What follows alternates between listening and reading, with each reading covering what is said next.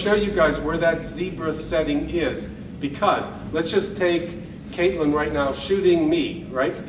She doesn't need the zebra set at 100. Let's just assume she's taking the shot of me, right?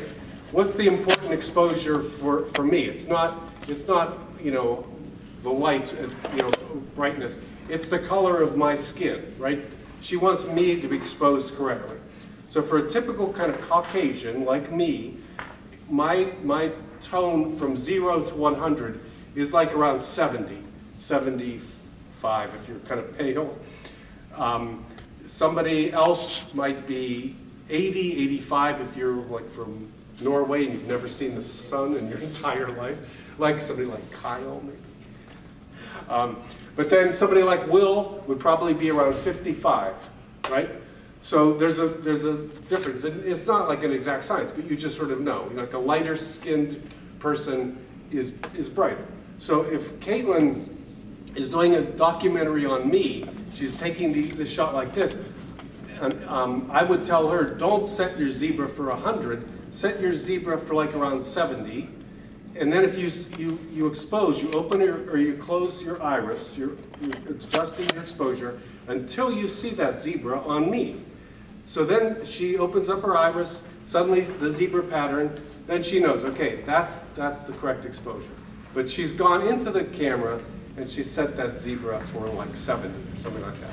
So by default, 90% of the time I'm shooting, the zebra is set at 100 because I don't want to overexpose. But if I'm definitely doing something where I'm doing a little thing with Will, I'm going to set my zebra for like 55 or 60, wait for that zebra to hit his face, know I got the right exposure, and then I'm shooting. So let me show you guys where that zebra control is in the camera. Okay, so Will, I'm just going to grab this. So this is a complicated camera, and there's lots of stuff on here. So, you know, the reason we're using this kind of camera, we could use a lot. Oh, Megan, did it die? Yeah. Oh, okay. Oh boy. Yeah. Okay. We'll just have to piggyback, I guess. But the reason we're using these cameras is because it gives you a lot of creative freedom. That's why there's all these controls, right? It's the same thing that Anthony Arliss was just saying about, you know, cell phones are great, but unless you get a bunch of fancy apps on that cell phone, you're not going to be able to do much creatively, right? The camera's going to basically make all the decisions. Okay, so you've got something called Q menu, which is quick menu. We're not going to get into that right now. But if you go down here, then that's your record button, your zoom, and then there's something that says menu. You click that menu, you get all of these different possibilities. Like I said, this camera's complicated. I'm going to go down to the third one, which is, I don't know, what something setup, SW, this setup. Record setup. Pardon? Record setup should be the third one down. Yeah. So you press that one, and then you get a bunch of other menu things. So I'm going to just keep going down until I see something that says zebra. So then I see zebra detect. You see that? Zebra detect. Zebra detect. So my zebra by default was set at 80%. So somebody was using this, probably shooting somebody like Kyle, who's kind of fair-skinned, and or they set it bald for like you. 80%, right? Huh? Or bald like you. Jeez. Why I oughta. So I'm going to hit the zebra detect, and you can see, right? You can set it for whatever you want to set it for, right? So I'm going to put mine back on 100 because I just kind of like it at 100. This way I know I set mine at 100. So I know when I'm shooting, if I start seeing zebra stripes, I know I'm going to be overexposed. It's just a really good thing to have on a camera. So does everybody understand that who's not seen this, whose camera's died, who's not? You all have this? Liam, you've got it? Okay. You guys all got it? Okay, I'll give that back to you. So the other, a couple of other quick things I want to talk to you about is how do you set your iris on here? Because I will tell you, you guys, right here is automatic and manual, right, on the camera.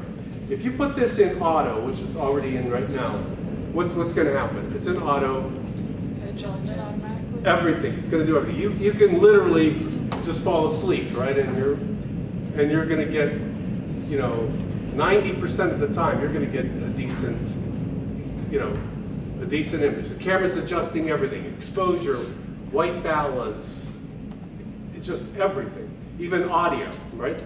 So if you have it in auto, none of this other stuff matters. And my suggestion to you guys, did anybody, by any chance, read the Anthony Arliss stuff in the book, on Blackboard? Oh, fine. So Anthony Arliss, the same guy, right, that we were looking at, talks about when you should use automatic. Because for us teachers, we're always supposed to be like, do manual, right? That's why we're here, for you guys to learn how to do manual things. Never use automatic. But in reality, like I said, 80, 90% of the time, automatic is going to be fine. But there are plenty of times when it doesn't work. But Anthony Arliss gives a list of when it's okay to shoot in automatic. And one of those times is if you're doing like run and gun documentary, right? Once again, I'm doing the life story of Megan, and I'm following her around. I'm sorry, you play field hockey? Volleyball. Sorry, I always confuse you guys. So, I'm going to volleyball practice, whatever, right? And I'm not, she's in a game, I'm not going to be, playing with all my manual settings to get something just right. And it turns out I miss, some significant act where she spikes the ball or something, right? So obviously, do you ever spike? No. So that one time, if I missed it. So by all means, if you're doing like a documentary, you're doing something for this class, right? But it's a documentary, it's a live event or something. Then by all means, put it in automatic and just make sure you get the shot, right? But if you're doing something a bit more controlled, then you want to put it in manual, and we're going to go over some of these manual settings. But Anthony Arliss gives this list of when it's okay to use the automatic setting. First one he talks about is live action. And the last one he talks about is if you're legally blind, then you should have it in automatic, which is a joke. But if anybody here is legally blind, my suggestion as a camera person would be put it in automatic, because the camera is going to be better than you are. So let me go over some of the manual controls then. So I'm going to take it out of auto, right? If it's in auto, I could press every button, nothing's going to happen, right? The camera's going to do it. So I'm going to put it back to manual, right? And then I want to just show you guys a couple of features when it's in manual. This one right here is called iris. So what is iris? Iris is another name for aperture. So some folks call it iris, some call it aperture. They refer to it as f-stop. But iris is the opening of the lens, right? You can control how big the opening is, and that will bring in more light or less light.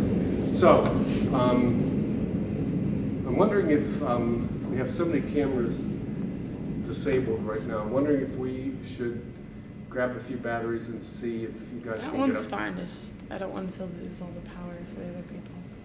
No, that's okay. That's okay. You should be using it. I'm just gonna, because I want you guys to play around with the iris and play around with a couple of things. So let me grab, or let's hope in the last 10 minutes the battery charges.